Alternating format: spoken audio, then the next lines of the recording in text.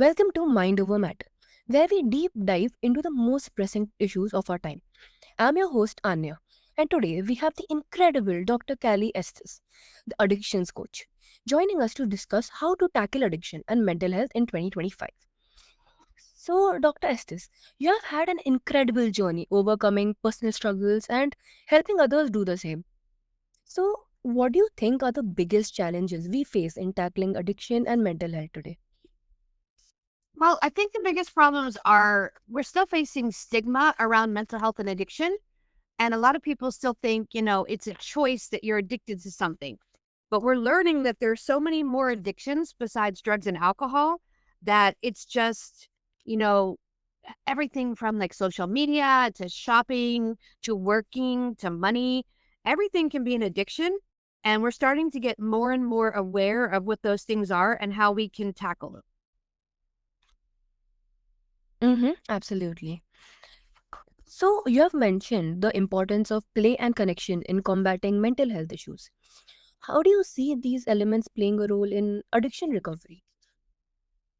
So I think addiction is, it's related to mental health. Everything goes together. And the way I work with addiction is we treat the addiction as not the problem, it's the solution to a problem. So we try to figure out what is your problem? How did you get here? Why are you using drugs and alcohol to get to this point? And then how do we fix the underlying problem? If we fix the cause of why you feel the way you do, we'll have the solution. Makes sense. So, can you share some practical ways individual can incorporate play and connection into their daily lives to support their mental health? So lots of things you can do to help, with mental health. One being self-care. You always want to make sure you get plenty of sleep, you get exercise, you get good healthy food, you get clean air every single day. You always want to make sure your self-care is good. If you keep your stress level low, you're less likely to have an addiction than you are if you're completely stressed out and you're reaching for something to cope or to stop your mind from racing. So that's just the start. Mm-hmm. Absolutely. So, your work span from high profile clients to everyday individuals. How do you tailor your approach to meet the diverse needs of your clients? So I meet every client right where they are. I have some clients that functional drink. I have some clients that are completely sober. I have clients that are working on stress management. Some are working on performance issues in work and personal life. So it just completely depends on that client. But I tailor my entire approach to them, whether we're doing, some trauma work or we're doing self-care, healthcare. It just depends on what their needs are. Mm-hmm. For sure. So, with technology advancing rapidly, how do you see it impacting addiction and mental health treatment in the future? Well, I think we're going to see a lot more AI work. You're going to see a lot more apps that you can access immediately. So if you're feeling sad, you can get on the app and just say, "Hey, I'm feeling sad." And you'll probably have like an AI therapist that walks you through the process of not being sad and what you can do to feel better.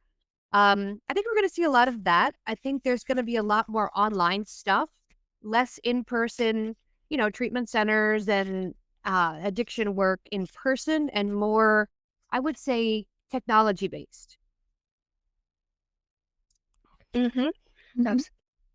So, you have achieved so much in your career, from founding the largest addiction education school to authoring best selling books.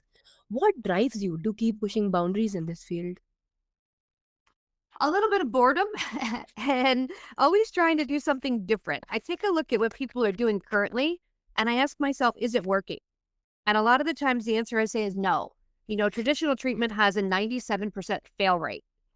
Why? Because when you leave, there's no wraparound services. So I created wraparound services. I created this over companions that come in your home and recovery coaches that are there boots on the ground to make that easier.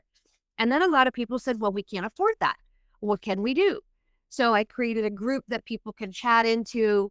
If they have needs, they can talk to each other, they get support. So it's sort of peer driven, but there's also professionals in there offering help. And then I said, well, what else can I do? And I started creating books.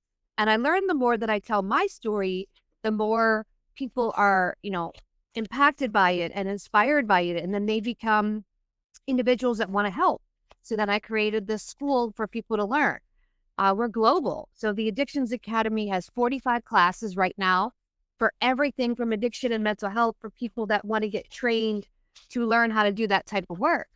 And then you can be a recovery coach or a sober companion. You could be a counselor or a nurse, and then you're helping other people. So it's sort of more, at this point, it's what else can I do to help other people get where they need to go? That's amazing.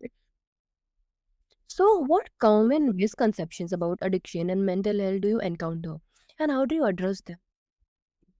The biggest misconception is that people can just think it away, or if you just pray it away, or if you just, you know, change your mindset, everything changes. And that's not true.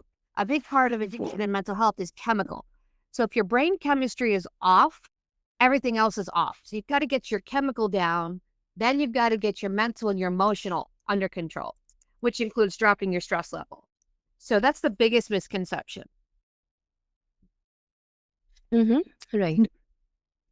So, what advice would you give to someone who is struggling with addiction or mental health issues today, like looking towards 2025? Start with the question why. Why do I have this issue? What's causing this problem? Is it chemical? Is it emotional? Is it stress? Is it environmental? What's causing me to feel this way? And is that thing removable? For example, a situational stressor would be school. So you have somebody that's maybe in college and they say, I'm, overwhelmed. It's a lot of work. Sure, but that's going to stop. That'll be done in a year, 2 years, 3 years. That'll be over. So that's really not like a mental health problem. That's an environmental stress that's causing internal stress.